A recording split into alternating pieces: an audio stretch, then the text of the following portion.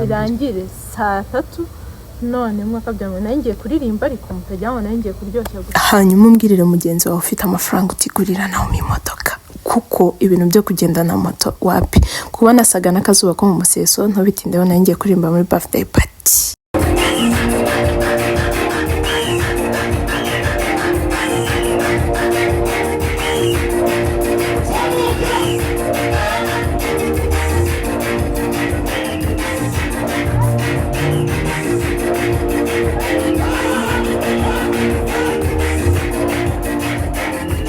Hi my lovely people, niba utarakora subscribe, please do subscribe. Hanyuma ngwino tujyane muri birthday party bari bantumiye ngo ngiye kuririmbamo. Ahangaha rero twarimo tugenda ndi kuri moto, ariko mbwirira mugenzi wawe ufite amafaranga ngo gurira Naomi imodoka. Ibi ntabyo, mbwirira uramukire muziranye, abwire wa mukire wundi ngo mugure Naomi imodoka. Ahangaha rero twatugezeyo ndi kureba uko hameze ngo nze kumenya uko nza kubyitwaramo. Mbwira umucuranzi wanjye nti mpereza iyo gitari nige gucuranga, amafaranga nguhereza njye nyihemba, ubundi nzabona uko ngura ya modoka. Imana ifashe wifashije, oya nako muzamfasha, abaterankunga bari hano muteranye muhite mungurira imodoka. Kwizera kurarema imodoka iraje. Ahangaha twese dusenga nk'umukobwa wese w'umukristo uririmba kugira ngo Imana ize kubana natwe, hanyuma turaririmba.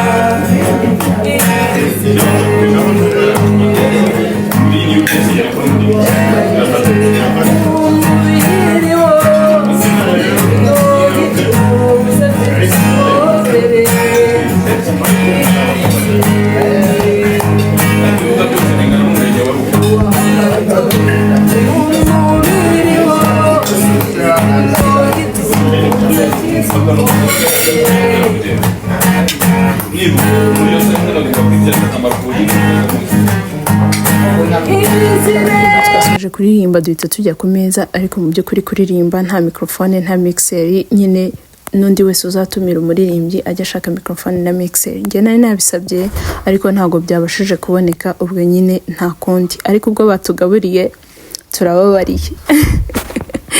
Ahangaha rero umugabo wa hano disagira umutima yahise avuga ati bari abana igihe bahereye baririmba ntibatahe batariye nk'abatavuye mu rugo rw'abantu. Wow, mujye mugaburira abantu mwatumiye. Ubwo turagenda tujya kurya. Richard we murabona ko yari yabitangiye kare. Richard n'uyu mutipe twari turi kumwe. Ubwo nyine tujya ku meza turarya, ibiryo biryoshye, ibintu byari byiza. Turabashimiye ko banaduhaye akazi, Imana ibahereze umugisha. N'ikindi gihe bazadutumire, ariko badutumire bafite microphone na mixer kugira ngo birushaho kuba byiza, bubahirize n'amasaha yababaye, kuko twatangiye tuzi ko bitangira saa 1 bikangira saa 3. Reka mwiyumvire. Saa 6 z'ijoro. Saa 6 zageze risha. Saa 6 z'ijoro dombe gukorera amafra. Ibitwa. Nibisi? Ibitwa. Ubu tuvugana nagiye muri birthday bambwira ngo iratangira ngo saa 1 irangire saa 3 none mwakabyamwe nangiye kuririmba ariko mutajyaho nangiye kuryoshya gusa. Nk'umunyamakuru ndabaza abaririmbyi bavuye kuririmba bagataha saa 6 z'ijoro bagataha n'amaguru. Murabyumva mute ko mutashye? N'ukuntu mu Rwanda dufite umutekano, cyakora dufite amahoro pe. Kwigendera n'amaguru nta muntu tubaza usibye. Iyi mbuga iri hano imbere. Iri he? Yesu.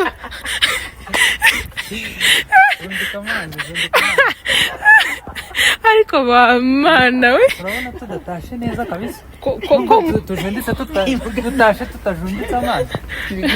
Twajunditse amazi. Jundika amazi. hari ijambo gutahira rimwe n'imbwa. uyu mugabo banamwita Alexandre. Yesu amuhereze umugisha. Afite imodoka ariko ko aragenda n'amaguru ugenda n'amaguru ntabwo ari ikibazo. kurumva ikibazo kidahari saa sita z'ijoro uri kumwe n'umwana w'umukobwa wamye abura uko ataha ngo agere i Masaka yabuze moto. Kuba wambaye agakanzu keza ukaba nakuyemo inkweto ko murambona niba umeze gutya ujundika uku najunditse amazi. Yesu ibirenge byanjye iziko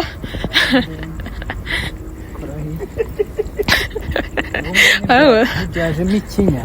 Ibirenge byajemo ikinya.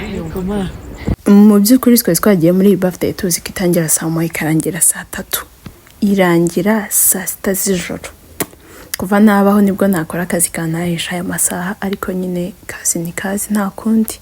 Ubwo nabo nyine nago ariko nyine babiteganyaga nta kundi, bakoze kuduha akazi uko byamera kose, uko batinda kose nuko nyine.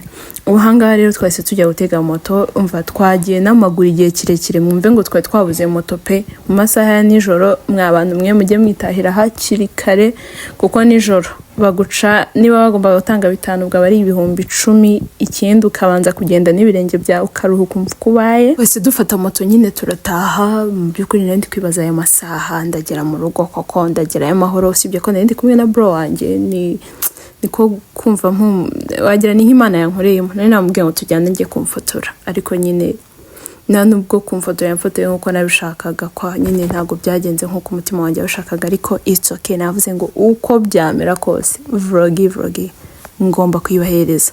Twahise dutaha nyine turagenda, ndi kwifotorera, ndi kwirebera ibyiza bitatse u Rwanda. Ahangaha twahise tujya mu kazi ka IMFURA Protocol. Ubwo nundi munsi utari uwo nguwo.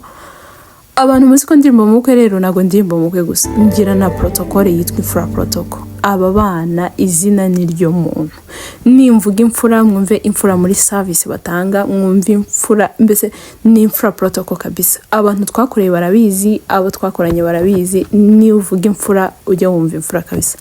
Kubahiriza igihe, dukora neza, tuba dusa neza, mva tuba dufite courage, tuba twishimye. Namwe muri kubareba nyine iyo tugezeyo twege dusetinga mbere. Impamvu mureba gutya kuntu bari kwidegembya bari kwibyinira, twabaga twasoje akazi kacu mbere. Umuntu yinjira tumureba tumusavinga, bya bintu byo gutamuka kuvuga ngo nta kintu wabonye. Aho ngaho ntago haba hari uduhagaze.